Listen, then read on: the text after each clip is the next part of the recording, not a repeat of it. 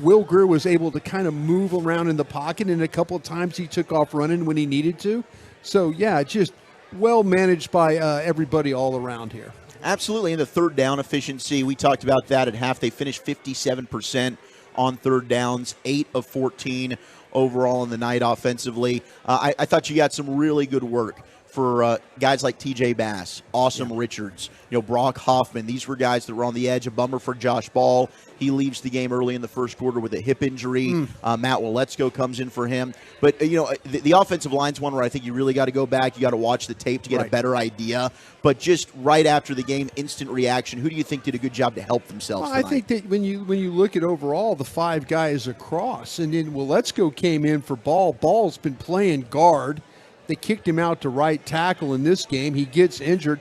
Well, Waletzko's dealing with a shoulder problem, gets that knocked back in place, practices a little bit this week, and now goes out there and plays.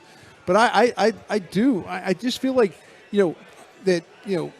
Bass and Richards, these guys, they got better as the preseason went along. There was some times where, I talked about Awesome Richards, like he looked like he was in a revolving door, when you get caught in it and you can't get out, and his technique is not always pretty, but these guys played. Matter of fact, these guys all earned their letter jackets in three weeks. Sure did. Of playing preseason football. So good for them, good for them to, and now you go into the season with we'll see with Smith, Tyron Smith and the others.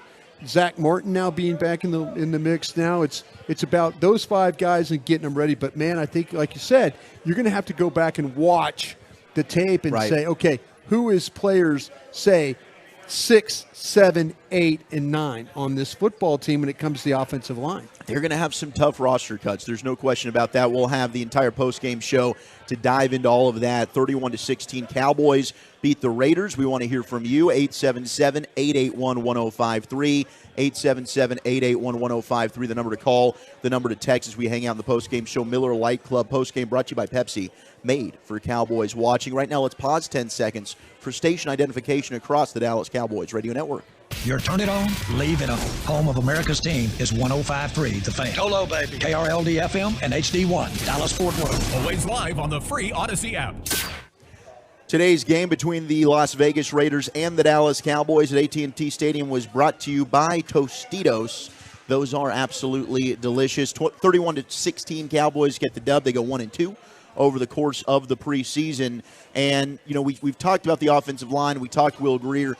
Defensively, Brian, already got a text about Kelvin Joseph. Yeah. And I know pregame you and Eric were talking about the corners, Wanye Thomas, Marquise Bell, some of these guys. Yeah, I thought Josh Butler made a couple of nice plays. Sure did. Corner as well. Kelvin Joseph with his special teams ability seemed like he was relatively safe. I don't know the last time I saw a corner get called for lining up off sides. He ends up allowing a third down conversion for that.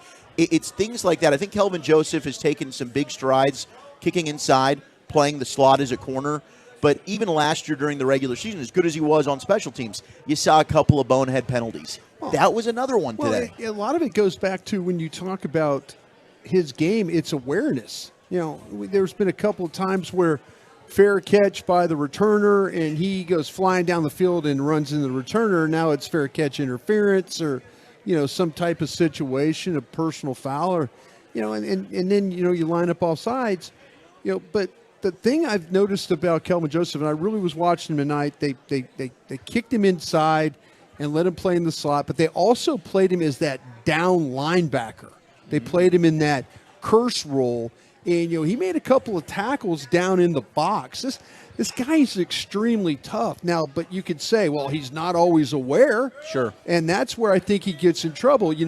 When you're lined up across the guy, what does he do on the when he's blocking on the punt return? He looks down inside. He sees where the ball is. He looks back at the official. He's just got to be more aware. But that's something that has been a problem for him in the past. Just his ability not to play or lack of awareness of when he plays. Do you think his roster spot's secured, though? Yeah, I think so. I just think he's just such a good special teams player. But you can also do things with him on defense, like we said. I think he could play nickel corner. I think he could play that linebacker role, and I think you could also play him at safety if you had to. Yeah. So, Dan Quinn likes that versatility. Yeah, the versatility, I think that'll keep him on this team. Got a question from the 214 about Mazi Smith, and I thought Mazi had a couple of back-to-back plays. You saw it might have been the opening play of the game. Yeah. He scrapes right down the line of scrimmage, makes a tackle in the run game. Then he blows up another play right after that one. I thought Mazi played his best game out of the 3 preseason games tonight from what we were able to see. Again, this is a guy that's going to be taking on double-team blocks all the time. The text says he looked super gassed. He might have been. Conditioning might be something that Mazi needs to work on. That's why they've been playing him and giving him all these reps. But I think Mazi took major strides tonight. Yeah, there was one time that I noticed, and I think you were talking about it earlier, the guard Mute was trying to get a cutoff block on him, and that means go inside. Like the ball is going to Mazi's left, and Mute's trying to get him cut off. And Mazi just powers through and then gets down the line of scrimmage and is able to make the tackle. And that's where – that's where Mazi's capable of doing that. When he gets off the ball, moves his feet, he's got that power. He's got that ability to be disruptive, but he gets caught sometimes where he's laid off the ball, and it happens a couple of different times. And you can clearly see it. Ball snapped. Everybody else in white's moving except the guy who's right there next to the ball. So I think there's some times maybe that Mazi loses a little focus. He might get a little tired in the way he plays. Could be. But when he plays on the move, he is very capable of making plays like we saw, beating that cutoff block with speed and some power. And the good thing for Mazi is immediately, and Mike even talked about this last week, because, the fan base will go crazy if a first-round pick doesn't look good. And Mazi struggled in the first 2 games. There's no denying that. But we talked last week in the post. That can be a position that might take a little bit of time. Mazi's going through different technique changes from what he played at Michigan, as you've described throughout the entire process. This is a player that is going to be behind Jonathan Hankins. He's got a guy in front of him that's a veteran to where he doesn't have to be thrust into the starting lineup right away. And I still think he's going to be a very good player and be very productive this year for the team. Yeah, I'm not worried about Mazi Smith. No, I just think that, to me, it's one of those positions where – he did play big-time football at Michigan. He plays in a different scheme. I think the learning curve is a little steeper than what the Cowboys might thought of with him. But the effort, when scouts are always taught, when you see a guy make a play, when he flashes a play, that's when you're like going, oh, okay, he could do that again. He's capable of doing that. Mm-hmm. You get Mazi going the right direction, and I think things will be just fine for him. He's just got to figure out a way. But, the technique part of it is going to be now at practice. It's going to be, it's going to be not developing bad habits, when he's working against scout team and stuff. And it might be with him, getting extra work with AD and Dan Quinn and those guys after practice. Getting over, working on snaps, getting off the ball on the right, fixing his stance a little bit so he's able to do those types of things. One guy, speaking of this rookie class, Junior Fehoko, he missed the first preseason game, played last week. You saw the hustle, the motor. That's what I loved watching him on tape when we were studying for the draft show, man. This guy has relentless pursuit and finish, and you saw him make some plays away from the line of scrimmage, chasing down ball carriers tonight. He did, and when he's on his game, you could tell, you're right, the motor, the effort, the desire to get to the football, the ability to finish. He's Junior's in a unique situation because, Dan Quinn pretty much has, touched him as like, hey, this is my guy. So now when you start talking about the 53, on the roster and stuff like that, is he the 53rd guy, and where is he at on that? Because like you say, sometimes these teams you have to have sponsors. All right, let's hear from Cowboys head coach Mike McCarthy live in his postgame presser. Let's go with Trey Lance, his acquisition, and your thoughts on him and how you see him fitting in. Excited about the acquisition. Obviously, I think anytime you have an opportunity to, really just trust your, personnel grades. Obviously, he's a young man that was highly sought of, in all organizations, no different than ours. So, the timing of it is tough, and that's where I'd really like to shift gears here, because I can't tell you how proud I am of Will Grier and the team, just the way they played tonight. But yeah, I think he gets in town maybe tomorrow or Monday. I'm not, that hasn't been finalized, or I haven't seen that itinerary yet. So, but excited to have him part of it. He's coming to a damn good football team, a great locker room, and an outstanding quarterback room. Clarence Hill for Star Telegram. I do want to ask you about Grier and just talk about Will Grier and just the professionalism in a tough moment and the way he played tonight. Yeah, definitely. I mean, that was, it's tough all the way around. I mean, we all, we phrase it where, this is a business, but, when I got the phone call, when I hung the phone up, I called Will immediately. And that's tough. And I thought he handled it very well. And, and I just asked him to go out there and, play your ass off tonight. It's a great opportunity, and just the way the team rallied around him, at the walkthroughs and when we worked at the Star before we came out here this evening, and you could see right away, he was using his feet. He threw for 2 touchdowns, ran for 2 touchdowns. We scored. We're attempted to score in every possession, and ran the clock out. So that is by far. I was trying to think of it walking over here, but for a preseason quarterback performance, that might be the best performance I've seen since probably 1999. Matt Hasselbeck had some of these, but I just so proud of him, and and a lot of guys had good games tonight too. Some guys that really stepped up with their opportunity tonight. I mean, Hunter, I thought he played well. Malik played well. T. Billy. I mean, he had good football all the way through there, and that's what this was all about. I mean, our young players improved from week 1 to week 2 to week 3. So, and that's that's a plan that's well executed by our players, and I'm very proud of them. And this is probably the worst 72 hours of the job. So that's what's in front of us. Go ahead. Flipping back to Lance just for a minute. What was your opinion of him going into the draft, and how does what happened in San Francisco impact what you thought of him? Well, I just think like all these decisions, there's history, there's evaluation, and there's value that you place on it, and all the feedback was extremely positive. So and then also when you do get in these spots, especially for a player as young as he is, I think it's important to trust your grades, trust your evaluation process. Mike, Sadis with The Athletic. We've talked a lot about you calling plays this year. What did you make of Dak Prescott's play calling today? I thought Dak was outstanding. Something we talked about probably Monday. Something I really wanted him to do this, and he jumped all over the opportunity, which I thought was important because there's some preparation that goes into it. And he had 2 big practices Tuesday, Wednesday, so really his prep really started on Thursday. But him and Will were ready to go tonight.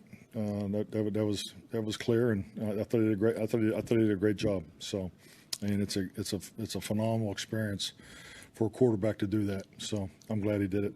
That preparation, is that with you, with Brian Schottenheimer, with both? How does that work? Really more in the quarterback room. The offensive staff put the game plan together. So, but yeah, just getting ready to call the game, and because we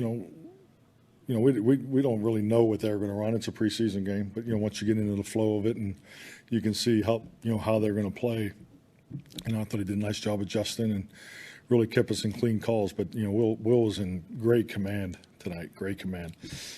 Excuse me. So he made a number of run game checks, kept us in clean plays, distributed the ball, and I love the third down call because we had a chance to talk about it on the sideline. He asked for the same play last week that he had last week in Seattle. So he wanted redemption on it, and he banged the 7 route to T. Billy. So statement throw. Mike, Elwin Henderson, Gilmer Mirror. Talk about Lemke and the job he did to run the ball tonight. Yeah, Lemke was really impressive. We did some little things just to fit his run style, and I thought he really delivered. And he was excellent out of the backfield too. Malik Davis ran hard too. So man, those 2 young backs were outstanding tonight. And and really, like anything, it starts with the offensive line. We lost Josh Ball early, but I thought Brock had him ready to play. And I thought the line played with a lot of fire. I'm excited to see the video. It looked like we were bending them back at times. So, like I said, I thought our players our young players, weeks 1, 2, and 3, improved every week, and that was a great way to finish the preseason. Mike, was it kind of a good exercise, the role reversal with you and Dak tonight? I mean, you're both kind of getting on the same page as play caller and quarterback, and just to kind of reverse the roles. And I mean, was he kind of calling it the way you would? No, to be honest with you, I did it, David, to keep his head. I wanted his totally in the game, and whether he realized it or not, our post practice. I don't know if you guys stayed out there for this in Oxnard, but we had post practice periods where we would walk the field and call the 2-minute. So the last 2 weeks there, I had both him and Cooper calling it.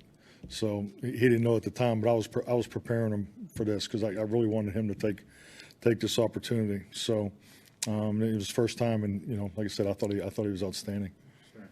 How does that help him master this offense? And we've been talking about that. Yeah, it's trips to the plate. It's attempts to the plate. I mean, what analogy you're looking for? You just, the emotional, mental, rehearsal, and just being in it is so important. And I could tell you from experience, when you're out a year, you could watch all the film that you want. You can sit there and you look at all the analytics you want, and go back and read all your reports and so forth. But if you're not in it, because you got to be like that to play quarterback, and you got to be like that to call plays. And if you're not in it, it's different. So that's where that's a really good experience for him to play the game, which Cooper's over there playing the game too as it's being called. But for him to call it, that's, to me, that's just part of preparing to play. That's the way I look at it. Mike, how important was the 2 attempts for Brandon, and especially the second one that went through? Yeah, definitely. He's trying to, the first one, he just pulled it a little bit, and that's, I was so happy, and that's why we did what we did on 3rd down, to give him another shot there, because he has shown that he can do it, and you just want to get those live reps. So, but yeah, as soon as the ball left his foot, you knew it was good. So, I thought he had a nice night. Well, Mike, you mentioned tough 72 hours coming up. Do you think tonight you saw everything you need to see from the younger players to help make those decisions? Oh, I think so. I mean, they definitely poured it out there for us. I'm anticipating the video is going to be really good, and so yeah, we definitely, because it's. I know you probably tired of me saying this, but it's really about the 68 players. I mean, I'm just so hopeful we can get all these guys back. Like, follow up on Aubrey a little bit. Just, are you much more comfortable with him going into the regular season now than what you were early in camp? If you've seen him do the things you wanted him to? Yeah, definitely. I mean, I think that's understandable. And if I was to be critical, I wish I'd have got him some more opportunities, in the first 2 games. But that's why it was important to give him a couple cracks from deep tonight. So. Is that it? All righty. Thank you. Thanks, Coach. Thank you. Cowboys head coach Mike McCarthy after a 31-16 Cowboys win over the Raiders tonight. Zach Wolchuk hanging out with Brian Broadus from the Miller Lite Club here, the official postgame show of your Dallas Cowboys. We got Dak Prescott audio after he made his play-calling debut. We'll hear from Jerry Jones and Stephen Jones regarding the Trey Lance trade. Brad Sham, plenty to break down from this one. You're listening to the Dallas Cowboys Radio Network. Black Rifle Coffee Company.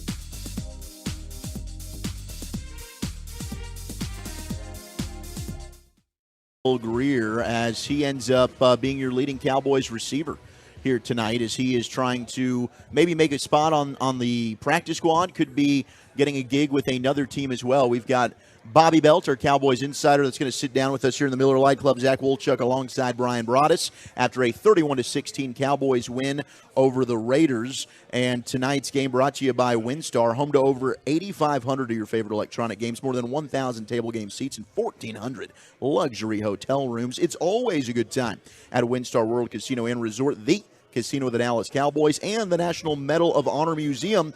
Join the mission at mohmuseum.org. We'll hear from your quarterback, Dak Prescott, after his play-calling debut in just a moment. But, Bobby, we broke down Will Grier and, a tough circumstance for him, but a great game for him tonight, certainly, as he's auditioning for the other 31 teams. What were some of your takeaways?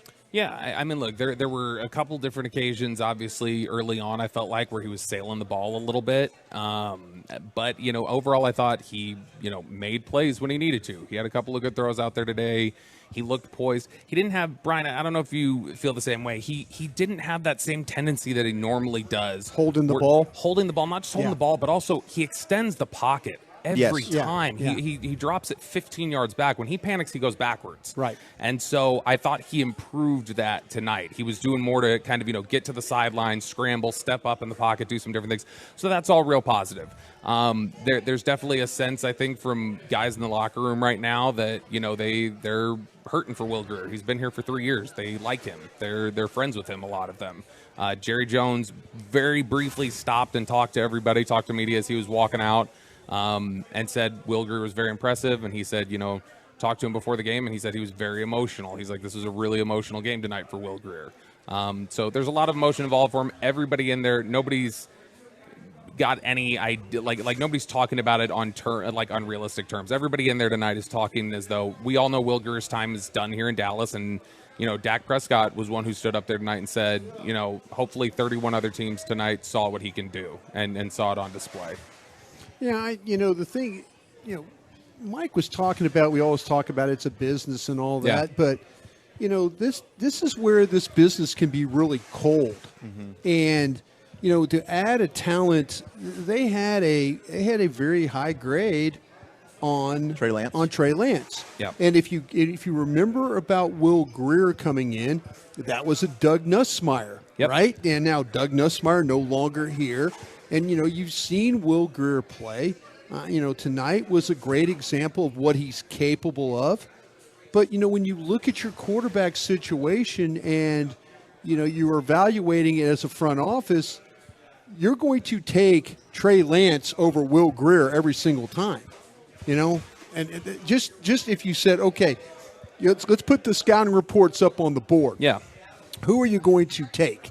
you're going to take Trey Lance, and they took a shot at adding a quarterback who they think the world of, and like I said, if Will Grier has played to the level like he played tonight, maybe you're not in that situation where you're thinking, wow, we need to do something different at quarterback. If we're gonna carry a third, let's go out and get this guy. If that's So to me, we can be sad and depressed and all that and feel bad for Will Grier, but you also are in a situation where you're trying to make your roster better. And I know it sounds cold and awful and all those things. And the guy was a friend and a team, but this happens. It happens in the National Football League. Guys get taken on and off rosters all the time. Yeah, and I totally understand that, and it is a business, and that's what guys will routinely say in there about anything that like that's how they try to rationalize it a little bit. Is they say it's a business. I understand that, can't get too emotional about it. I will say, if there's a time to observe the emotion or to meditate on it for a moment, tonight's the night. It's the locker room after the final preseason game. Like, real football starts tomorrow. There's going to be a lot of guys in that locker room that aren't going to be here anymore. Sure. Are we crying to Argentina right now because of No, guys? I mean, this is the National Football League. I totally get it. And I the fact of the matter is, I look at Will Grier and I'm thinking, okay, well, where was this the first 2 weeks then? Right, because after last week's post, we were thinking exactly what they just did. I mean, should you look to try and upgrade the third quarterback spot, which they did? I mean, Dak wasn't calling the plays the first 2 weeks, guys. So I mean, like that's a big factor here. That's I think a big factor. I think so. No, I mean, Brian, you know this. In locker rooms, like the guys, they run in position groups. And so obviously, the quarterback room is going to be the most, upset by this. That's like their brother that they're working with all the time. It's like a family member for them. These guys usually take vacations together and stuff like that. Sure. So, I'll give a little bit of, I'll give a little bit of grace, I guess, tonight that, you're entering the third preseason game. As of Friday, I'm sure Will Grier and everybody on the team probably assumed he was going to be here. Is that there wasn't a whole lot of a better option, but he's going to be here. And so I think it's a little surprising.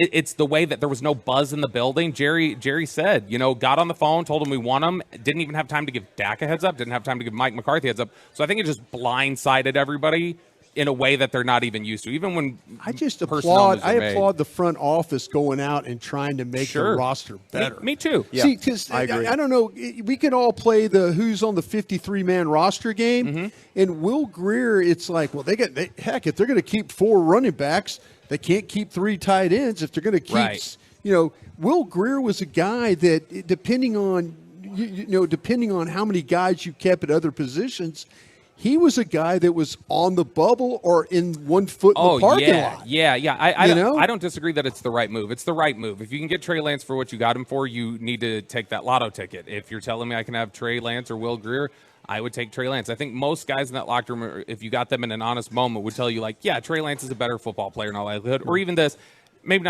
he's not a better football player. That still remains to be seen. But he's got a higher ceiling. He's got the potential to tap into something that Will doesn't. Right. And so I think it's the right move. But also at the same time, I can recognize and appreciate the emotion of it's their first time standing in front of lights before they've had a chance to really process it, and they're losing a friend. It's a little odd, I think, that there's a difference between cut down day, which you can have in private, versus you're having to process the emotion of your buddy leaving the same night that you're talking to the media. So I at least will give them a little bit of grace. It's get mad and get over it. It's the old Colin Powell line. Last one, while you're in there, did you get a feel for how the team feels about the Trey Lance move? I know you got to talk with Dak, and we'll play his reaction a little bit later. I'll be interested in what you guys think about how Dak talked. Dak is who I heard, and then I went and was starting to edit. So Dak was the only one that I really heard talk. I don't know if it's just the emotion of Will Grier, or maybe it is the fact of the trade itself. Quarterback was a little, maybe a little chilly is the word. Just sounded a little... didn't sound as upbeat as normal. It just sounded a little more business tonight. Bobby, we appreciate you. We love you. Thank you so much for your hard work. But we've got the voice of the Cowboys, Brad Sham, standing by ready to rock as well. I love you all. We love you more. There he is, Bobby Belt, our Cowboys insider. Of course, you can catch him mornings with Sean and RJ as well on the flagship 105.3 The Fan as we get ready to set and talk with the voice of your Dallas Cowboys, the great Brad Shim, following a 31-16 Cowboys win over the Raiders as they wrap up the preseason, get ready for Sunday Night Football, the opener against the Giants. Brad, what was your take on Will Grier tonight? I know afterwards the mental toughness. I thought he had a stunning performance, great audition for the other 31 teams, but the situation that was rather shocking for the team, it sounds like, and everybody. We didn't see the Trey Lance move coming. No, I don't think anybody did, and it really didn't happen. It didn't start to come together till Thursday, and I saw him in there briefly, and I just said, I just got so much respect for you, because that can't have been easy. He knew, certainly yesterday, that they'd made the deal for Lance, so obviously there wasn't any room for him, and by the way, please go out and play this last game. Yeah. And he had time to, as Mike McCarthy said before the game, he had time to process it. And because and I think this will help him almost as much as the physical performance, teams will look at it and they'll say, look at the maturity of the young man.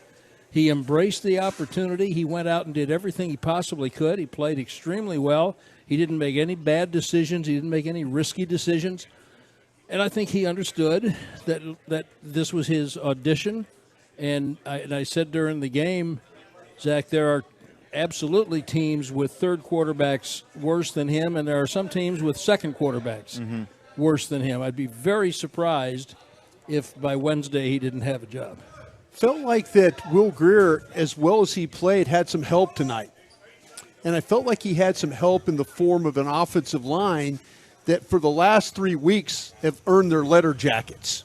These guys have played a lot of snaps. And it felt like tonight was the best that we've seen this Cowboys offensive line, the young backup, second, third type of unit players. Am I off on that, or is that that something else? I don't think you're off. And as you and I always like to do, we'll go back and look at the tape. But I certainly thought that the last 2 weeks, Farniak at center, and although they did, I guess they started him at left guard. Started at guard tonight, yeah. But, I think he's improved his play. I'm not trying to make him John Hanna or anything, but I think he's improved his play a little bit. I think, it's too bad that Ball got hurt, but there's something to Bass. And I don't know the way people don't have enough offensive linemen. If you can afford not to waive him, I might just keep him. He's got an unusual skill set. He can do a little guard and tackle. Awesome Richards, I think, is a guy, Brian, who's gotten better from week one. He'd practiced at guard all summer, as you know. Then they come up with an injury in that game here 2 weeks ago and just bounced back out and play tackle, and he did. Right. And he wasn't great, but he wasn't awful. And he got better over the 3 weeks, I thought. Now, are you ready to say he's your swing tackle? I don't know. But I'll guarantee you there are people playing with worse than that. So I do think it's fair to say that Grier had some help. I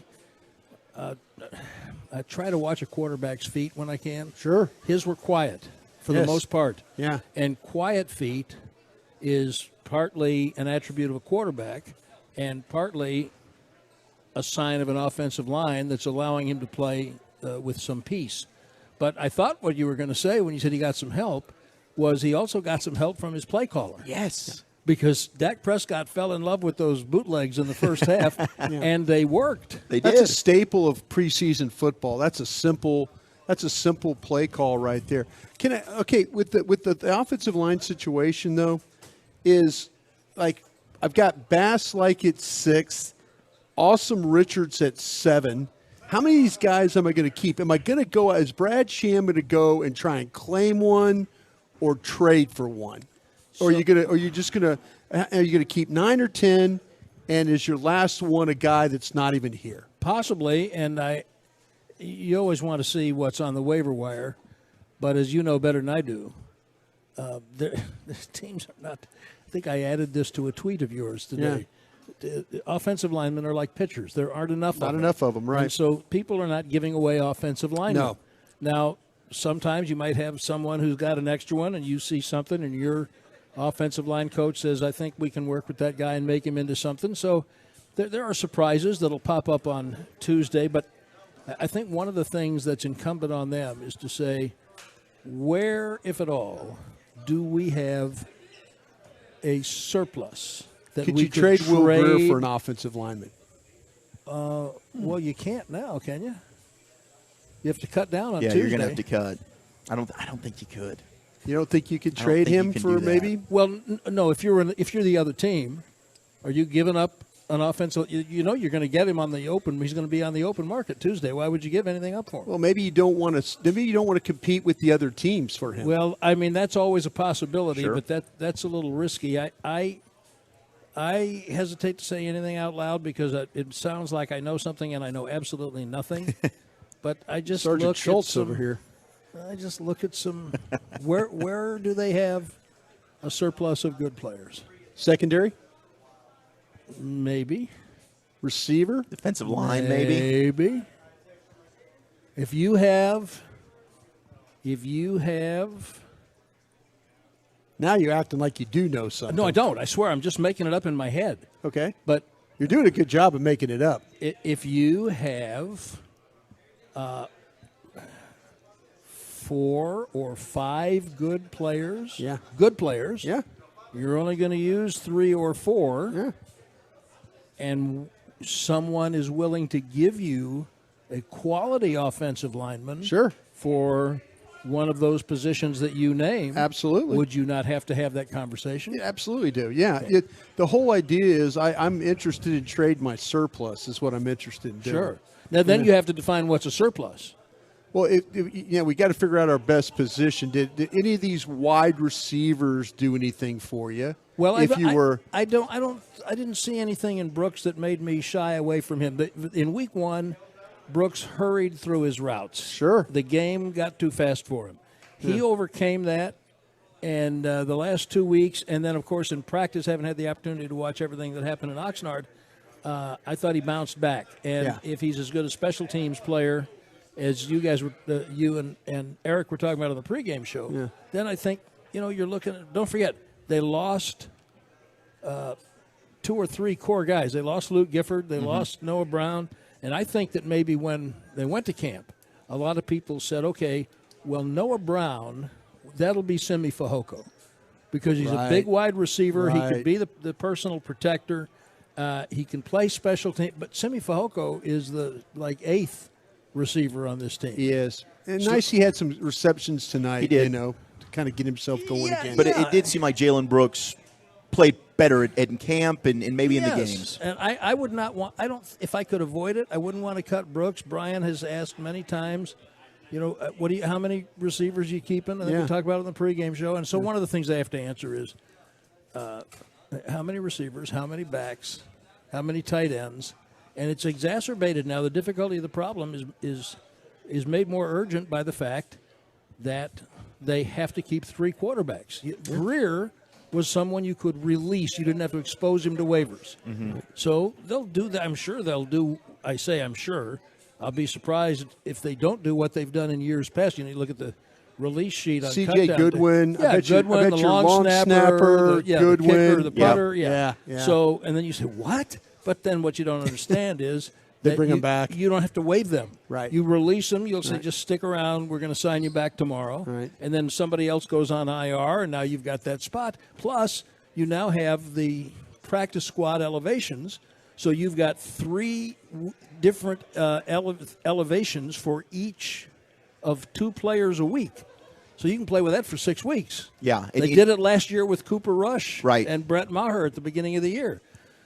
So I think they were going to do that with Grier. Well, they can't do that with Lance. Yeah. So they're going to have to keep 3 on the roster.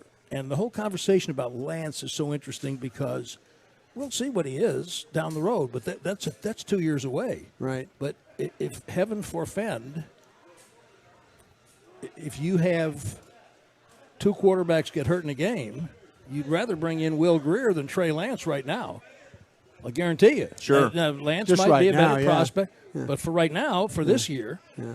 Now, one thing that might happen, or at least you can envision the possibility, is that since they'll probably have to activate 3. Well, yeah, because if you make the third quarterback a guy you activate in emergency, you can't use him earlier in the game. Mm-hmm. But if you make him just one of your players and have 7 other guys inactive, then if they want to do what San Francisco did with Lance early in his career, put in an option package at the goal line for him, then you could do that. I mean, that's way down the road.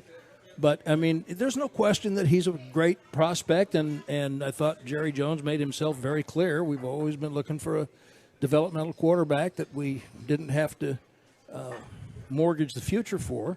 But in the short term, he's made a living doing this. Yeah. Getting Tony Romo for extra money after the draft. But Trey Lance is not as good a quarterback as Will Grier today. No. So that is in the Cowboys system. In any system. Trey Lance today? Today. Hey, Brad, did Will Grier light you up? There's questions. I'm not trying to make Will Grier Tom Brady. The reason if Will Grier had shown even a little bit of this, what we saw today, do they go get Trey Lance? Oh, yeah. Okay. Because I think they look at Grier as someone much closer to his ceiling. Right.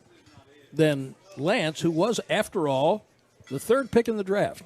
Sure. So that's a guy you're going to develop for 2 years and expose him to Dak and go in and learn. And I mean, the poor kid's had, his injury history is just. Oh, no, that's the one thing that's the biggest downfall for the kid. Well, as we talk quarterbacks, and hopefully you haven't heard enough from this individual tonight, Brad, but we got a special guest, Babe Laufenberg, on the phone that wants to chime in the conversation. Babe, I know you've been listening. What are your thoughts on what we've been chatting about? Guys, hello. I will tell you, I kind of just got into the car, so I may have missed some of it. Well, I obviously missed some of it. Brad, hello. You missed me? Desperately, babe. Here's the problem. Our boss, Tim Collins, is sitting right here. If he likes the way that you sound, you may be invited to come do this live after the game with me. Okay, I got to go right now. Sorry. Good night, everybody. No. Thank you, babe. Okay. Did Will Grier make himself a tradable commodity tonight? I mean, in addition to what he's done in the past. Yeah, Brian just asked that, but my answer to that is, if you're another team, why would you trade anything of value when you know he's going to be on the street in 2 days? Because you don't know that you're going to get him. Yes. If I wanted to assure that I'm going to get Will Grier, I've got to trade for him. Well, then that was exactly Brian's point. And so the answer to your question is maybe. Babe, feel free to call in any time if you're making points like that. You want to back Brian up. Anytime you're agreeing with Brian. Anytime you're agreeing with this old crusty old scout. Go ahead. I would say the answer is maybe, and that just depends on how people value what they have behind their first quarterback. Yeah, but I'm just saying, I guess that points to the fact I just got in the car because I did not hear the entire discussion. But if I don't like my second quarterback, or even if I'm one of those teams that, again, is going to carry 3, and I don't like my third, why not give up it's only going to cost you, I don't know what Brian said, he would know better than me, 6th, 7th rounder. Sure. You're not going to have to give up. It may be. Maybe. Sure. Maybe. Or maybe you find a player. Maybe you find a player that's comparable in years of service, money, and all that. You just trade it out. Yeah. But I think if you're looking for an offensive lineman, wouldn't you think that what you'd be talking about would be like Edogu, who we haven't seen yet? Yeah, you'd probably get a caliber of a Chime Edoga. A veteran player. Yeah. Nobody is going to give up offensive. Even if you have 7, you're going to use 7 offensive linemen during the season. So it's not like you say, well, we've got 6, and we only use 5, so you just never see a good offensive lineman. Wait a minute, you guys just told me you might trade your second quarterback out, right? Did I hear that from you guys? That maybe that Will might not, maybe he's the third, but maybe some team, maybe he's the second best quarterback. I couldn't tell you which one right now because I'd have to look at all the depth charts. Sure. But I'll guarantee you there's at least a handful of teams where he's better than their backup quarterback. And there's one team, and you brought up Doug Nussmeier, liked Will Grier. Yeah. He's with the Chargers with Kellen Moore. Their backups are Easton Stick and Max Duggan. Maybe Will Grier could be an upgrade there. I would definitely have my eye on that situation. Yeah. The other guy. Now, Babe does know stuff. Well, the other guy is I would not I would not expose T.J. Bass. He's part of my 53. There you go. After watching him tonight, I really. There you go. And as we all talk about offensive linemen and how hard they are to find and develop and all that, he's shown me enough that I do not want to see him go somewhere else. Like Danny Amendola, for instance, Brad. Yeah. Yeah, or the quarterback, or more, the quarterback who you told them they were idiots for exposing him. Yes. Yes, I did. I'll never forget that conversation. They were sure they could, Mike Moore, they were sure they could sneak him through. Matt Moore, yeah. And Matt I remember Moore, they Matt liked Moore, the other Matt guy. Well, anyway, that's for another day. But, T.J. Bass has shown me enough that I do not want to put him out there. And whoever they would keep over T.J. Bass, I haven't liked anyone well enough, behind the 5 starters where you say, I've got to have this guy. Right. Yeah, I'm not opposed to that. I'm not opposed to that. Like that kid. By the way, it looks like I saw him walking out of the locker room. His hat's on backwards. He's got long, blonde, stringy hair. Yeah. Beard. Yeah, a scruffy beard. Yeah. And he just looks like an offensive lineman. He does, right? Yeah. I'm a big TJ Bass fan as well. I do want to ask you guys about one more player before we wrap this up, but Hunter Lipke, how tough is that conversation going to be if he's able to make the roster? I personally don't. I think you waive him and no one will claim him, and he's automatically on the practice squad myself. Do you see him getting claimed, babe? I do not. I like him. I just don't know that he does anything well enough to keep him on your 53 for another team. Certainly, I think you'll bring him back to the practice squad. He's probably a great practice squad player, all that. But there's just not enough to distinguish himself. I mean, again, good all-around football player, no question. But probably not enough there that anyone would claim him. Him or McEwen? Pardon me? Him or McEwen? Yeah, I think McEwen probably would get claimed. I think he would get claimed. Yeah, he's got a little NFL experience, and for a team that has a shortage of tight ends. I mean, he's an NFL player. Yeah. Okay. But yeah, Brian and I talked about it a little bit in the pregame show, right? Along with Eric Chiafalo. But you want to keep 6 linebackers and 4 running backs and 4 of this and 7 of that, and suddenly you've got 63 players on your. Mm-hmm. All right. Okay. McEwen or Malik Davis? Oh, why are you doing this to me? Well, this is the game. The exercise. This is the game we're playing. I think those are the decisions that they're looking at. You'll go McEwen? I go McEwen because I just think you'll get a little more out of him. You hope to not get down to your 4th running back. Yeah. Babe, this has been awesome. And maybe we do need to make this a regular thing. Sunday Night Football against the Giants, you both can call in. We can huddle up. We can do a round table every post game. This sounds like a day. From the bus. From the bus. You know what's I feel like I listen Just to remember, the babe, show. remember, no good deed goes unpunished. Well, guys, I feel like I listen to the postgame show on the road because I'm usually sitting right behind Brad on the bus. So it's like there you go. There you go. You might as well join the conversation. Yeah, it's the Bob Newhart comedy stretch. Yeah. Where you only hear one part of it. Oh, so you know Bob Newhart, but you don't ever watch Friends, and you can't identify Drake Ramore. Unbelievable. Oh, I am so sorry about that too. I thought he was a famous French painter or something. Yeah.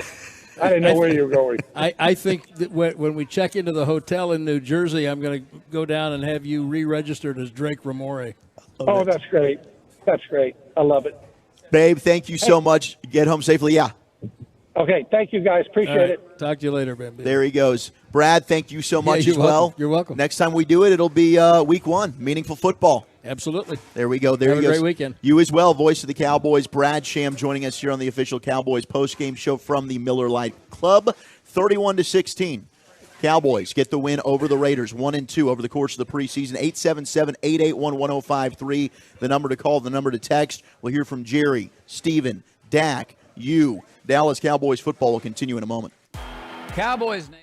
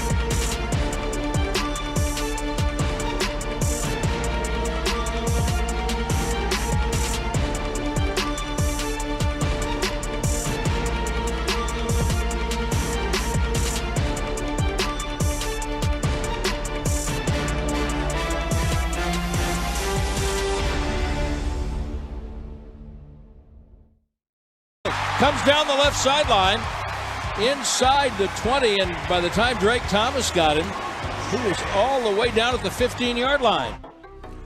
Zach Wolchuk back with Brian Broadus here in the Miller Lite Club after a Cowboys preseason finale victory over the Las Vegas Raiders. And Dak Prescott talking with Bobby Belt and other reporters post-game regarding Trey Lance, his play calling, and Will Grier's performance tonight. Here's what Dak had to say. Ready to call your own plays now?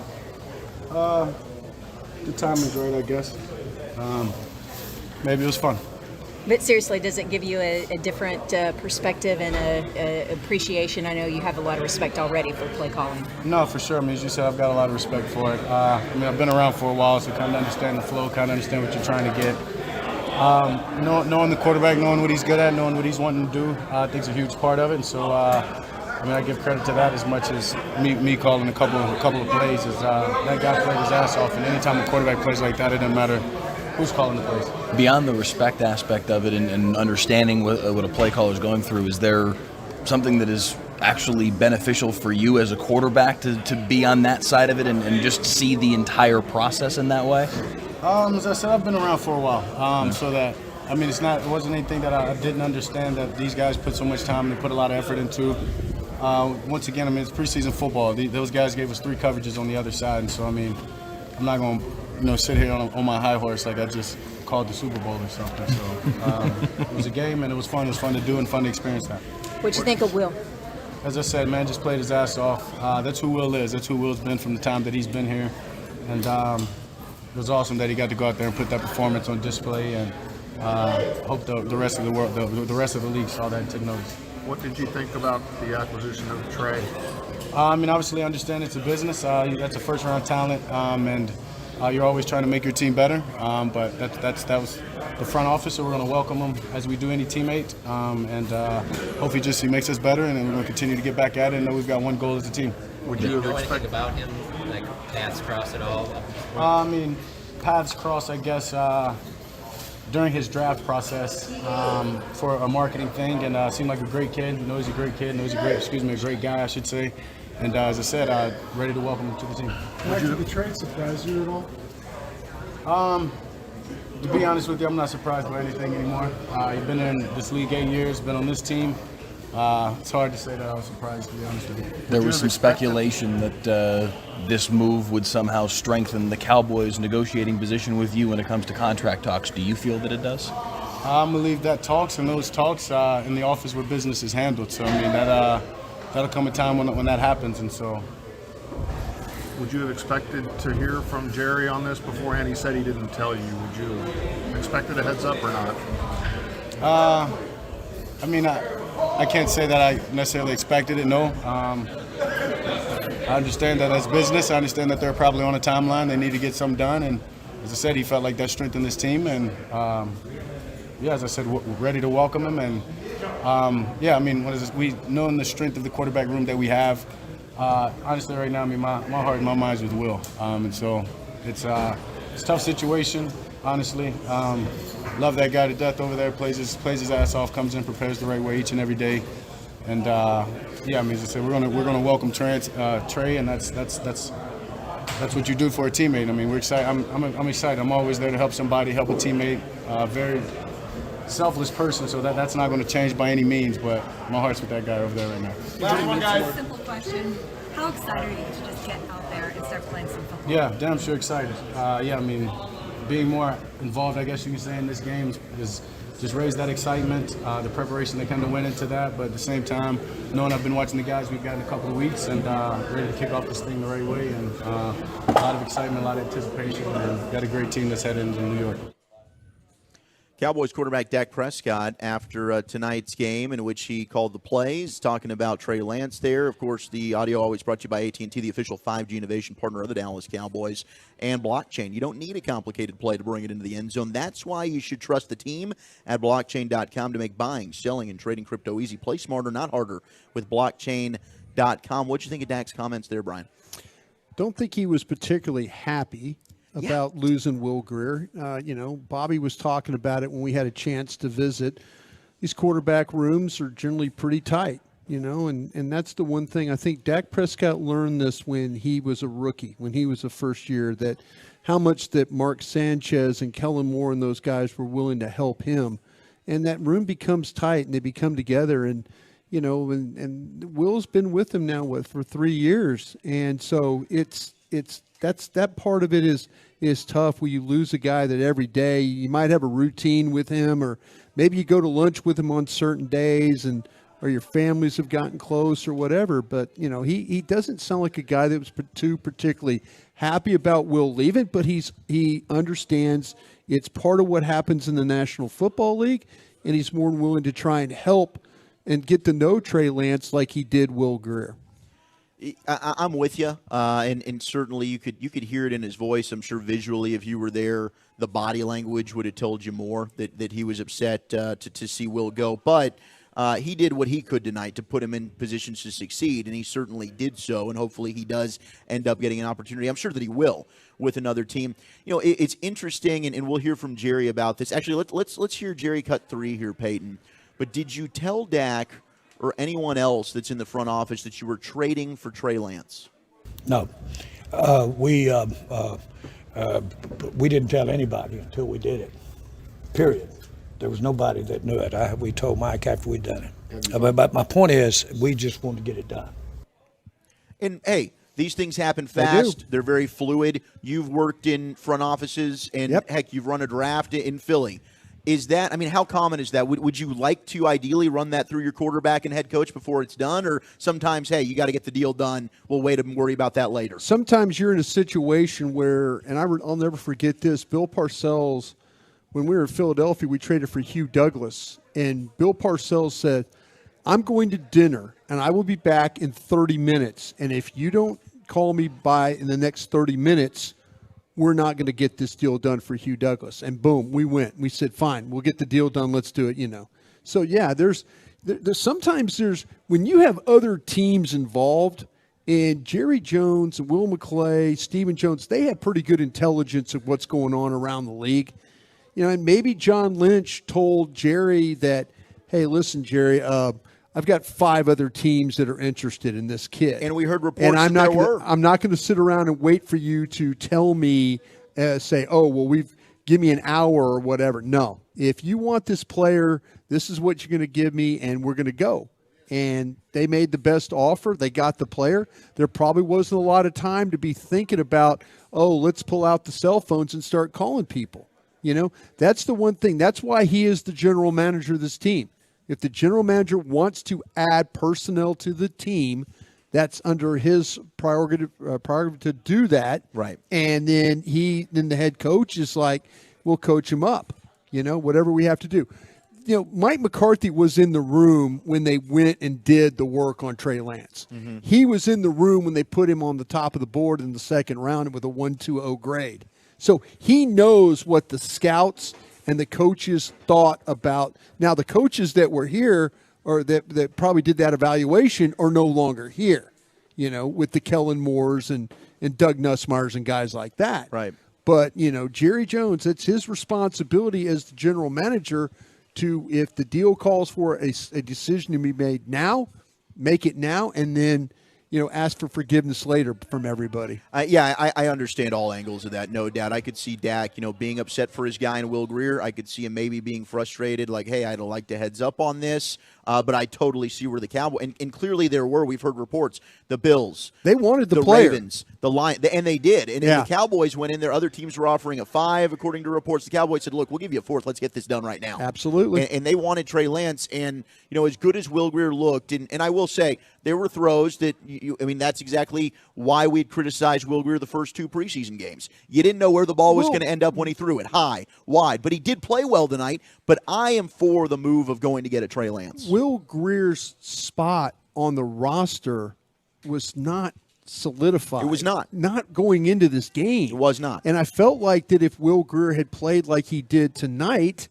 that maybe the Cowboys wouldn't have gone out. Maybe they wouldn't have gone out. And that's exactly what the 2-4 just asked. If Will had played like he did in the previous 2 games, would he still be here? He might still be. Absolutely. But then again, to your point, the Cowboys valued Trey Lance. They had a 2nd-round grade on him, and you talk about the sponsors all the time. Yeah. Will Grier's sponsor was Doug Nussmeier. He's gone. He's not here anymore. Now here we go, out in the Chargers. He's Right. out there in Los Angeles. So maybe his sponsor, steps up for him there, and they're the team that ends up going and claiming him, and he becomes the quarterback backing up Justin Herbert. That could happen. But Trey Lance, we don't know what he is. We've seen Will Grier play more football, and there's upside there with Trey Lance, an untapped potential. If we had seen Will Grier play like this the previous 2 weeks, we wouldn't be talking about his roster spot. We wouldn't be, because we're trying to figure out, what are they going to do at wide receiver? What are they going to do at running back? What are they going to do at linebacker? What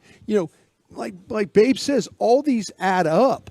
You're only allowed 53, and if you were going to carry a third quarterback, well, somebody else was going to have to go. But you have to make this front office make them want to keep you. That's the whole plan. Yeah. You have to play well enough so that they figure out we can't put him out there. All right, let's go ahead and pause 10 seconds to allow stations to identify themselves across the Dallas Cowboys radio network. Your turn it on, leave it on. Home of America's team is 105.3 The Fan. Hello, baby. KRLD FM and HD1, Dallas Fort Worth. Always live on the free Odyssey app. Dak mentioned, his path, the paths with Trey Lance have crossed before, and they've actually done an interview with each other. I think it was Trey getting ready for the draft process. Dak gave him some advice. And Dak, Jerry is talked about this. Steven, I think, talked about it as well. Leadership from Dak. This isn't going to be something I think that rattles Dak whatsoever. I think more so just projecting on what he said. I think he's just feeling for his teammate and Will Grier. Big picture, I think he's going to welcome Trey Lance with open arms. I think he's going to do everything he can to allow Trey Lance to succeed here. But here is a previous exchange between the now new Cowboys quarterback, Trey Lance, and your starting quarterback, Dak Prescott. It's all about just getting your foot in the door. I mean, whether you're the first one or as I was the 8th in the 4th round, it doesn't really matter about that. It's about what you do when you get in. And so with that, I'm interested. What do you? As you said, you're looking for teammates with this whole virtual. I know my favorite thing is you said just getting back in the locker room, having new teammates. I know I went to the locker room, saw Jason Witten, Dez Bryant, some of those guys, and you're like, man, I played with these guys on the video game years ago. Now I'm in the locker room. Obviously, probably not being able to go straight to the locker room after you're drafted. You're looking forward to just getting to these meetings and getting to know some of these guys you probably played Madden with, or what? Yeah, absolutely, no doubt. I mean, getting to, like you said, man, getting in the locker room as soon as that can happen. But obviously, with everything going on, hopefully, whether it's Zoom calls or whatever it is, meeting rooms, virtually, just getting to know guys and obviously learning as much as I possibly can. For me, asking another quarterback, what do you think your best trait is? I think mentally, honestly, I think just my preparation and the way I prepare, and whether it's on or off the field stuff in general, I think mentally, I think is one of the things that I can separate myself. That's huge, definitely. Right, processing information. I'm sure 100 million coaches have told you that. Take it from the film room, boom, put it on the field. Right, anybody can throw a nice ball, but processing the information and doing all that. So I'm excited for you, man. You're in a special time. I can't believe it was 6 years ago for me, but. It's exciting, man. I mean, you're in a life-changing moment right now. Embrace every single second of it, honestly. I mean, it's fun and it goes by fast. I know my rookie year, a lot of times people say it'll be more stressful and all this, right? But as you said, you're a mental guy. You're going to lock in on the game of football so much and more than you ever had, and not having to go to class and this and that. I mean, I don't know you, but just this little bit of talking, and you say you like the mentals, that's going to be refreshing probably. It's only for football to be on your mind, right? But in the same instance, it can't become you and it can't overwhelm you, right? So you got to make sure you're getting those 9 hours of sleep still. Don't allow that film study to creep into that, because you know what I mean? Because we're perfectionists and you're worried and you're stressing, I want to get more film time. Sleep is where it starts, brother. Mental health, stability, all that starts with the sleep. Dak Prescott and new Cowboys quarterback Trey Lance there. Yeah, talking when Trey was coming out of the draft there from North Dakota State. Teammates with Hunter Lipke, and he already took to his Instagram showing Hunter Lipke's touchdown right before the half, giving him some love there. You know, I think the two are going to get along great. I've gotten a chance to talk and meet Trey Lance. I think he's a great individual, ton of talent, and I'm excited to get him in here. Marks, my How guy. was that? How was that first meeting with Trey? It was a fantastic meeting. Did you not recognize It's him? legendary around these parts. In the moment, I might not have recognized him. So you kind of asked him what he did for a living? I might have had about a 10-minute conversation, and then I realized, oh, my goodness, I am talking to Trey Lance right now. You know? Good for you. But after that, boy, I think we became best friends. There you go. And I'm excited to get Trey You tweeted here. at your bestie today. I saw. did. I tweeted at my bestie, and I think he is getting in town right around now. There you go. Into DFW. Well, welcome so he'll be to joining the team. Dallas, So, yes. Yeah, welcome to Dallas. Right, we'll hear from the Joneses, Steven and Jerry. We'll hear from you, 877-881-1053. Cowboys preseason football finally over.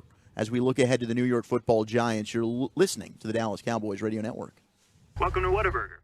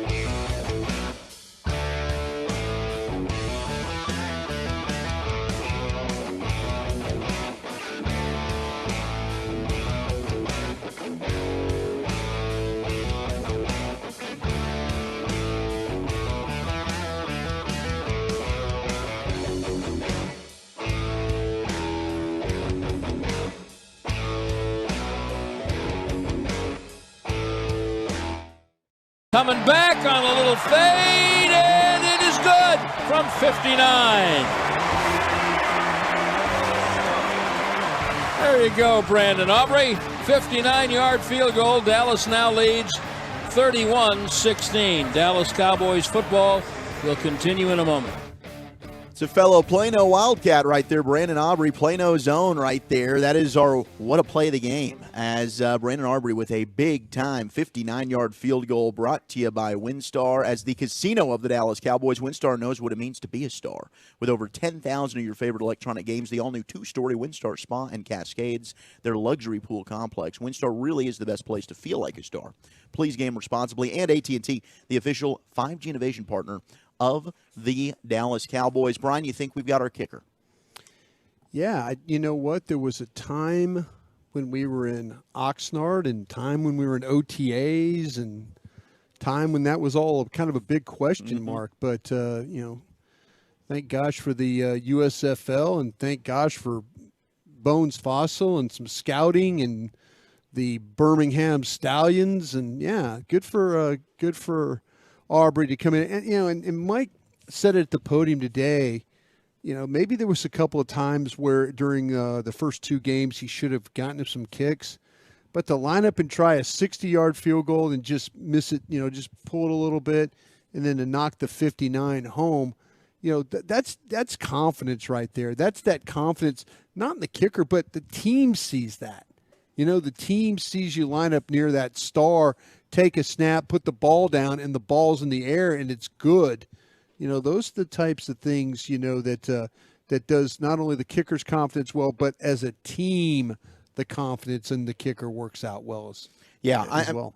Absolutely. And, the kickoffs are something we noticed from the get-go. Yeah, he's booming those things at the back of the end zone. Yeah. So hopefully, this works out, and the Cowboys have found their guy. Look, this time last year, Brett Maher, for the majority of the season, it was not an issue. It wasn't until the very end there, in the playoff game against the Bucs, where you kind of had the yips with the PATs. Maybe they have found something here with Brandon Aubrey, and we just got to hope for the best. And I hope the Plano native ends up having a very, very good season. Who else stood out to you that you think really helped themselves tonight?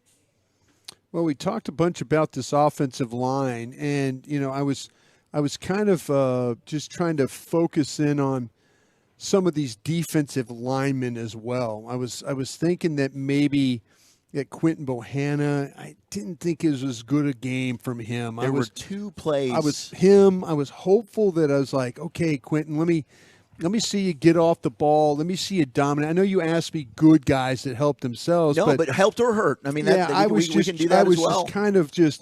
I was focused on him because I wanted to say, okay, are they going to keep 3 1 techniques? How many 1 techniques are you going to keep here? And so, with him, Neville Gallimore, I was just kind of going back and forth on that, but I didn't feel like that Quinton Bohanna. I was very hopeful about Eric Scott. And poor Eric Scott, he's one of these guys that, he played at Southern Miss. He was drafted. They think the world of him, and they should.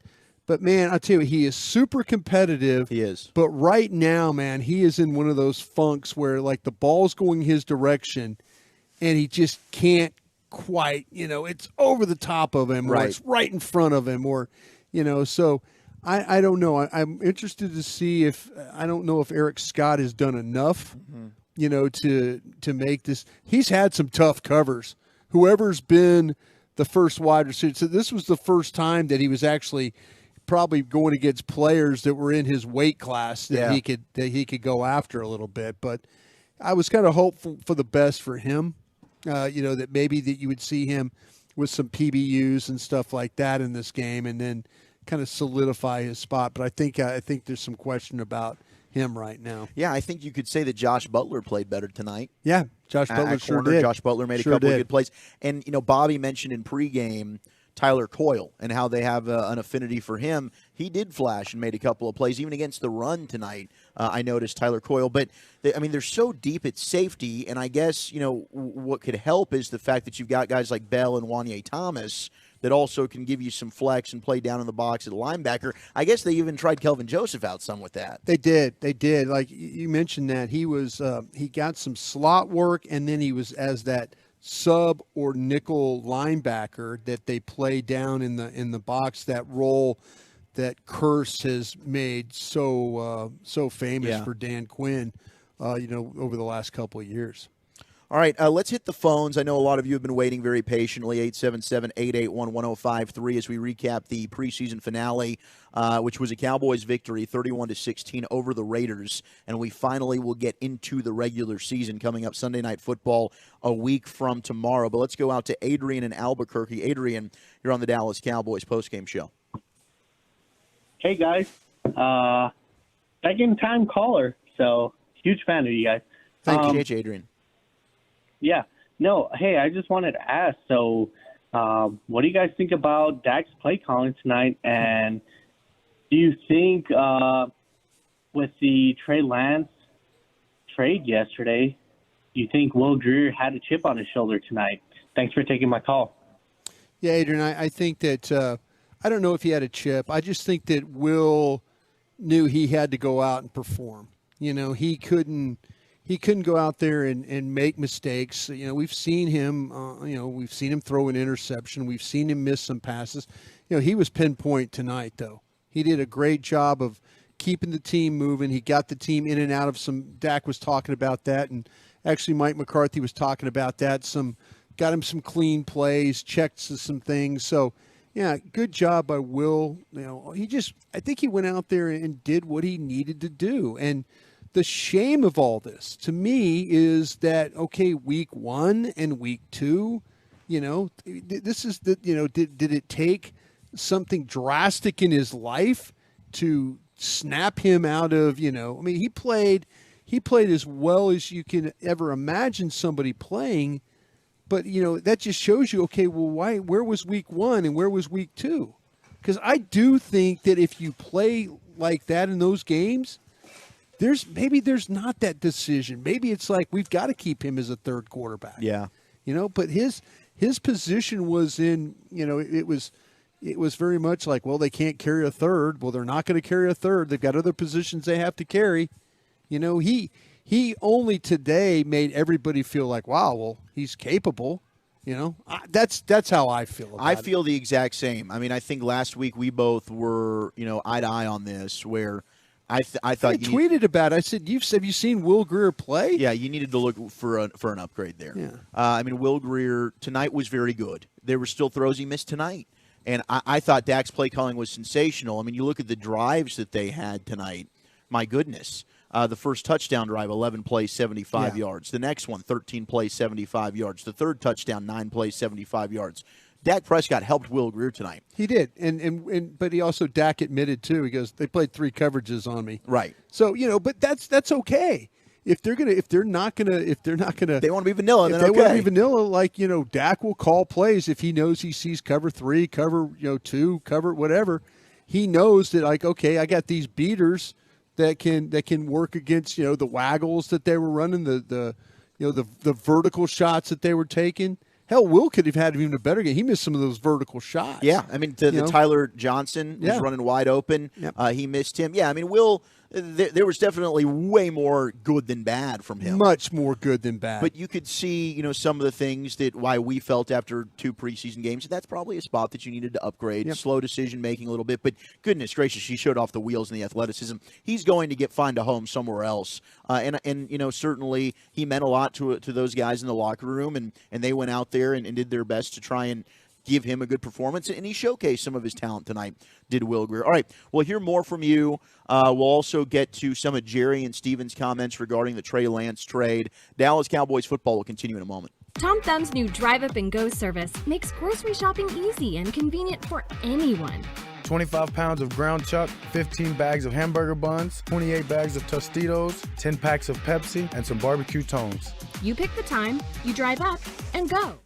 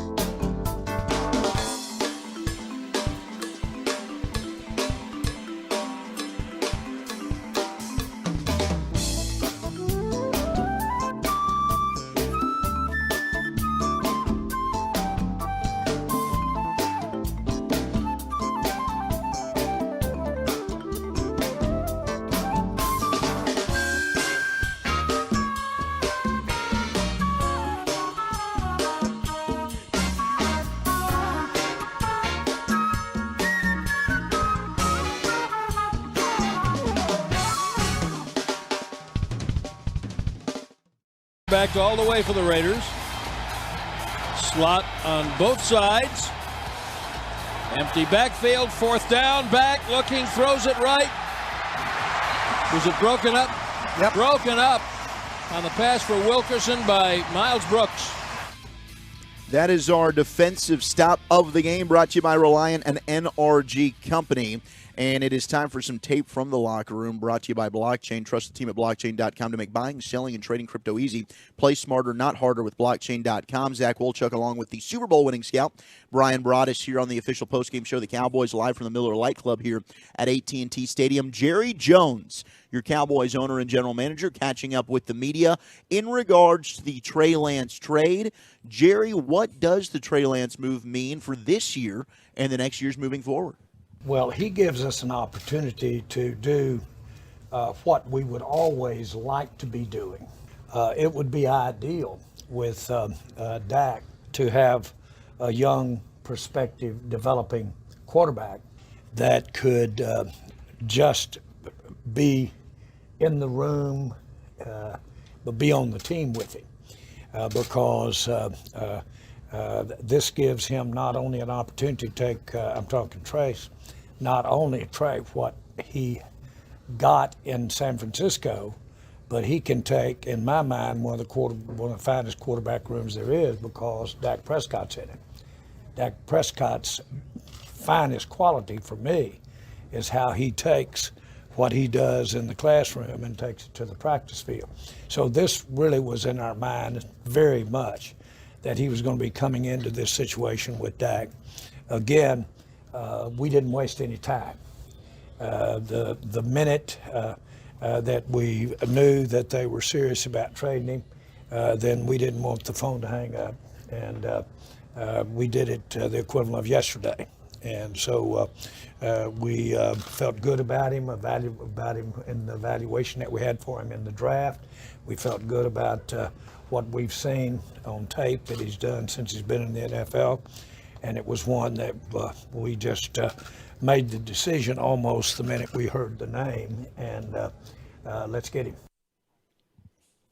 Trey Lance played 8 games for the 49ers, and, Jerry talking about making the decision to go get him. We had heard, as we talked earlier, the rumors that other teams were interested in going to get Trey Lance as well. They had to make the move. When they did, they ended up moving up, giving a 4th rounder to ensure that they were able to get him. And you've talked about it, Brian. They had a high grade on him. I thought Trey Lance was very talented coming out. I think everyone's looking for the next Pat Mahomes now, right? And you're looking for certain traits: strong arm, mobility, being able to create, throwing off different platforms, arm angles. Trey Lance and another guy, Jordan Love, to me, out of the quarterbacks that have come out the last few years, and they both might not end up being any good, but they kind of showed some raw athletic skill sets that might match that, right? If they were able to hit their ceiling, they end up being able to become the type of player that you envision. To me, for a team that hasn't put a ton of resources into quarterback, this is an exciting move. Yeah, I'm totally okay with what they're doing, because to me, it's that position. It's, the quarterback position. If the Cowboys in history have done a nice job, well, especially with the Jerry Jones ownership, as far as finding those quarterbacks, finding you catch a break on a Tony Romo, you catch a break on a Dak Prescott, as far as the way that's gone. There's nothing wrong with going out and adding a guy that you felt like, listen, I keep saying this, but it's so true. San Francisco is the one that paid the heavy price. Yeah, they spent $26 million in all the draft picks. They spent draft capital, money, moved up. They spent time, and then ultimately, the egg is on their face. It is. It's not on, now the evaluation with the Cowboys, where the Cowboys had Trey Lance, where they had him slotted at the top of the 2nd round, is probably where he needed to be. Yes. He probably wasn't a first-round player. But because of the lack of games and snaps, played a year in college. Yeah, we've seen the quarterbacks that have come in and had success here recently have been quarterbacks. We saw Aiden O'Connell tonight. Yeah, that's a guy that's played a ton of football. And you were in on this after Brock Purdy. Yes. You talked about it during the whole draft process. These guys that even got a fifth year, from COVID, they're having success. The DTR, right, from the Browns, the UCLA quarterback. Yep. Yeah, he was like a 6-year guy. Yeah. So to me, that seems to be the route that people are going. But man, if if you're going to carry a third quarterback and somebody's giving up on a prospect like that, and you feel good enough about it, and all you have to do is give a 4th-round pick, which they could absolutely recoup. That's not going to be a problem at all. Mm-hmm.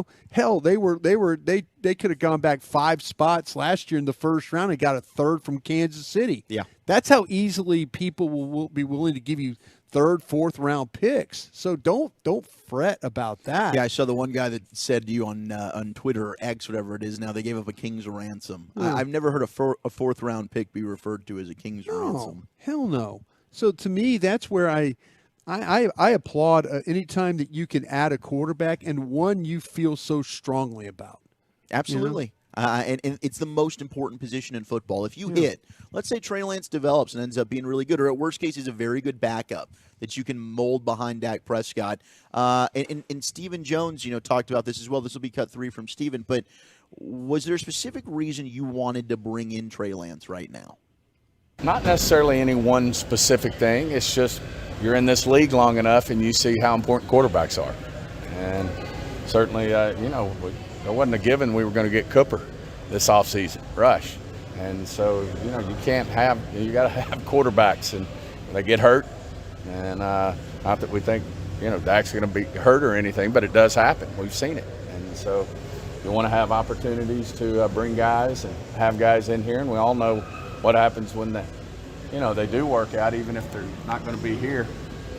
People end up offering you a whole lot for them if they happen to get on the field and play because of extenuating circumstances. Quarterbacks are hard to find, and they're great resources to have. It's an asset. Right now, Trey Lance's value is at an ultimate low with San Francisco. Mm-hmm. Cowboys have the ability, look, if he doesn't end up ever being the starting quarterback with the Dallas Cowboys, that could be fine. Worst case, maybe he's a good backup for you. Maybe you have some certain packages you can utilize him in. That could happen, right? He's got a good running ability. Or what if he performs in the preseason, much like Will Grier just did tonight, and you asked Brad, well, could you trade Will Grier? Maybe there's a team like the other teams we've heard reported that were interested in trying to get him from the Niners. They're offering you more for Trey Lance next year. I just want him to be better than Cooper Rush. That's my goal for him right now. Just be better than Cooper Rush. When we this year sit, learn, watch, kind of learn what's going on, help him on the scout team, do whatever you have to do to help them win football games with your prep. But then when OTAs and mini camps and stuff roll around next year, I want to see you be better then. Yeah. Now, maybe Cooper Rush is no longer on the team. I think he's got a year and an option or something like that you're dealing with. But, this could very well be, okay, there's going to be steps and processes along the way. But he doesn't have to play right now unless, like Stephen Jones talks about, there's an injury to somebody in your room.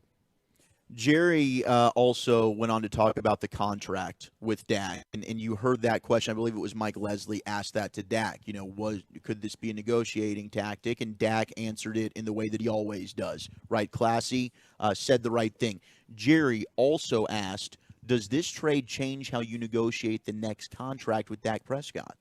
Didn't cross my mind, period, about an impact here regarding Dak. I know that Dak wants to do anything we can do to improve this team, and we're going to do it. The facts are that the decision to bring in as high a quality of talent as we could, that's evolving, or a young talent that is basically gaining, improving, getting better, that you would be as a young talent. That's something that we've been trying to do, but it's just never, the opportunity seems to be there so often. But we've been trying to do what we did today with this trade almost every draft since I've been drafting. I don't think Trey Lance threatens Dak Prescott whatsoever, and I don't think Dak should be threatened or is threatened by Trey. I will say Dak has and does hold all the leverage right now, and maybe if a Trey Lance comes in here, that does. And Jerry might not have been thinking about that, but big picture, you would think maybe it does give the Cowboys a chip that they previously did not have. No, he might not have thought about it, but you're absolutely right. I've said this before. He's the one general manager that doesn't have to worry about job security. You know, I thought there was a time where the Cowboys weren't going to pay a $40 million quarterback. You know, they're a team that very well could. You know, they're a team that, like I say, most of these general managers' livelihood depends on quarterback play. And so Jerry, Steven, you know, as their responsibility, if they don't want to pay a $40 million, $50 million quarterback now, you know, they can do that. Most teams can't. But I think there is a little bit of some leverage with, you know, depending on how Lance you bring him in and how things develop with him. You know, it's a lot different when you're thinking, well, Cooper Rush is 4-1 as a starter, 5-1 now as a starter. You know, like, well, he does a nice job. It's Cooper Rush, you know, there you go. But that's not a threat to Dak. No. But if Trey Lance all of a sudden shows you something where you're like, wow, well, we don't have to pay $55 million to our quarterback, that's you got to consider something that. You have to consider. And again, you know, hey, Joneses don't, they're not going anywhere. They're your general managers. We will put a bow on the post-game show. Look ahead to the Giants. More of your texts as well, 877-881-1053. You're listening to the Dallas Cowboys Radio Network. Todd thought it would be secure.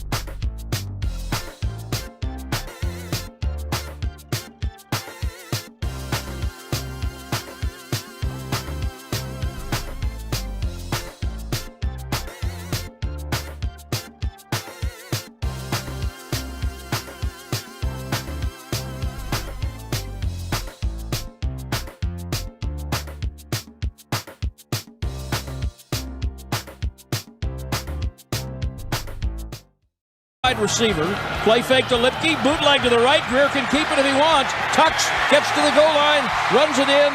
Touchdown, Will Grier. Attaboy, Will. Our drive of the game brought to you by Ford, your Texas Ford dealers. Ford is the best in Texas. That was a 2-yard Will Grier touchdown drive. Cowboys took the opening kick, 11 plays, 75 yards in 5 minutes and 35 seconds to go up 7-0, and they never looked back. Didn't trail at all as they went on to win it 31-16. And Will Grier, 305 yards through the air, 2 touchdowns. He added a couple more rushing touchdowns, and he is indeed our player of the game. Cropper in the slot left comes in motion to the right. Grier with Davis on his left in the shotgun. Back. They stun. He runs up the middle to the 5, and he walks the dog. Oh, good for you, Will Grier. 2 touchdown passes, 2 touchdowns rushing. Great night for Will Grier as he went ahead and auditioned for the other 31 teams. Cowboys let him know before the game, after the Trey Lance move, Lance is going to be our third quarterback. Cooper Rush will be the backup. And, we're going to move on from you, but we want to give you the full game to showcase your skills. And he certainly did that. Player of the game brought to you by Blockchain. Black.com today. Visit getjackblack.com today.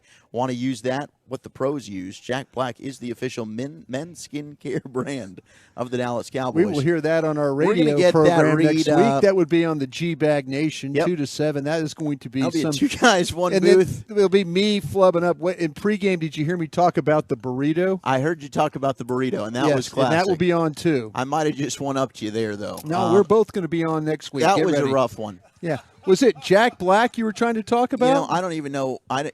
Yep, I was trying to talk it's about Jack skincare Black. people, and they're really good. Well, Sorry, Jack Black. You know what? I might need to go see him. I got a lip pimple this week, and oh gosh, that hurts. It hurt so bad. It's still red because I popped it, and I probably popped it too early. But you don't need to hear about that. That's too much information. That's very, very personal. Jack Black, but you some. I love Jack Black, and I'm absolutely. You sound like you drank some Jack. You know what? I might go get some just to go ahead and say, hey, thank you for the preseason being over. Let's move forward. That was almost embarrassing. Almost. I am embarrassed, Brian. Well, thank God it was late in the program. Yeah, here. hopefully after that break, nobody was listening. It was just us talking to each other, and everyone's fine and everything's kosher here now.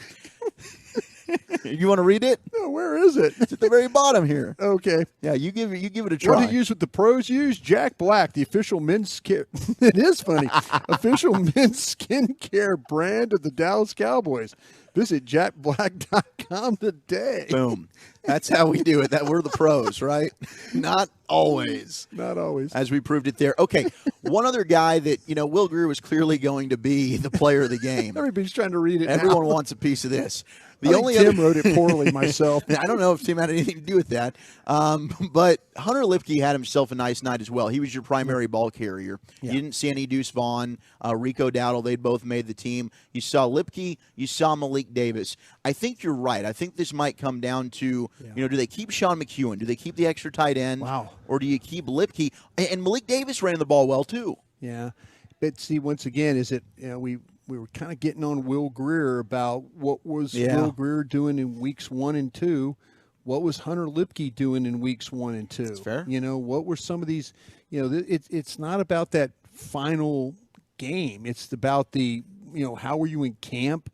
How were you in these these games and stuff? And Hunter Lipke, again, I have the whole state of North Dakota that hates me, because of my comments about Hunter Lipke, but I'll say this, though. That's what he is. He's a one-back runner. You saw it, the toughness and all. Was there enough on special teams? Did you see things from him on that for a reason to keep? I kind of agree with Brad and Babe and those guys about I think that it's probably a move-on situation. The other guy that I know you've talked about in the pregame, we've talked about him as well during our weekly show on the flagship, the G-Bag Nation. Isaiah Land is a guy that we were a fan of.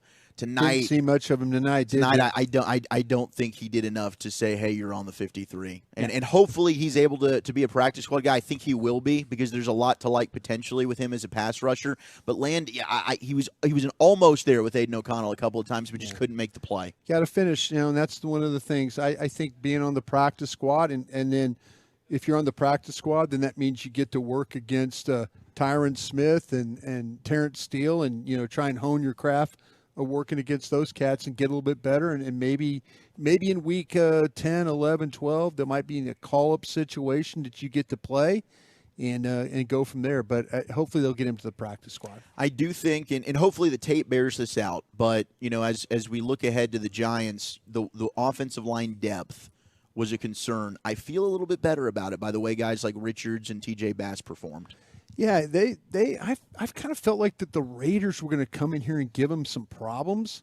Really didn't. Did a nice job. And there was a couple times where Grier had to kind of buy some time, move around a little bit. Did a great job with that.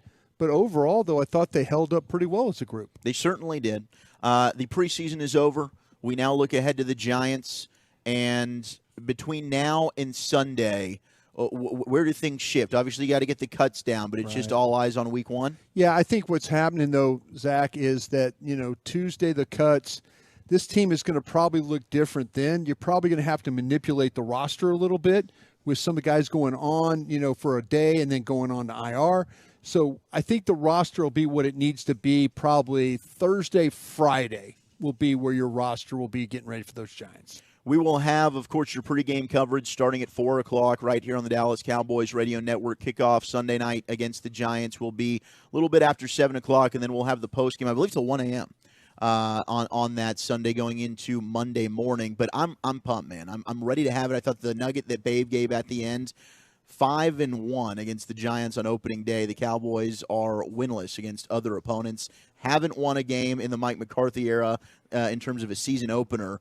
I think, let's go ahead and break that streak. What do you say? I like what you're saying. Let's make it happen. We get Dak. We get the starters. Everybody's back out there a week from tomorrow. Very excited. Thank you very much to Peyton Russell, to Ross and Jeff back at studio, to Ruben out here engineering, to Tim Collins, to Gavin Spittle, to you, and, of course, to Eric Chiafalo as well for doing the pregame, Brad, Babe, Christy, all of our guests, and for hanging out and listening, being a part of this thing, all the calls, all the texts. We love you. We couldn't do it without you. We'll be back a week from tomorrow. Season opener. Cowboys, Giants. Until then, Dallas Cowboys football will continue in a moment. Buffalo Wild Wings will be hosting a weekly